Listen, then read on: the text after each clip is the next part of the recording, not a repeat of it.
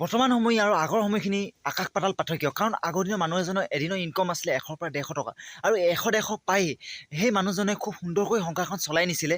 না কোনো চিন্তা বাঢ়িছিলে, না কোনো বেমাৰ আজাৰ হৈছিলে, তথাপিও খুব সুন্দৰকৈ চলি গৈছিলে। বৰ্তমান সময়খিনি মানুহখিনিও এদিনৰ ইনকম প্ৰায় 2000 পৰা 3000 টকালৈ কৰে, কিন্তু তথাপিও অশান্তি চিন্তা দিনক দিনে বাঢ়িব ধৰিছে। কাৰণ কিয় জানেনে? কাৰণ বৰ্তমান সময়খিনি চহক কৰি ভাল পায়, সহজ ভাষাত লাহ-বিলাহ কৰি ভাল পায়। আৰু এই লাহ-বিলাহৰ নামত এখন ঘৰৰ প্ৰত্যেক মানুহৰে কাৰোবাৰ নহয় কাৰোবাৰ লোন থাকেই।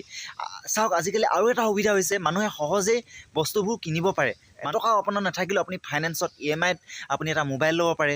আপুনি যিখিনি ঘৰৰ আচবাব লাগে, সামগ্ৰী লাগে, সেইখিনি আপুনি সহজেই ল'ব পাৰে। ভাবক কিমানখিনি চেঞ্জ হৈছে, পৰিৱৰ্তন হৈছে, যাৰ ফলত মানুহবোৰৰ অশান্তি দিনক দিনে বৃদ্ধি হৈছে। আপুনি 30-40 হাজাৰ টকা ইনকম কৰিছে, কিন্তু আপুনি 50-60 হাজাৰ টকালৈকে আপোনাৰ ফাইনেন্সত EMI আছে, লোন আছে, সেইখিনি আপুনি মাৰিব কেনেকৈ? যাৰ ফলত মানুহৰ প্ৰত্যেকৰ ঘৰতে বৰ্তমান অশান্তি বিৰাজ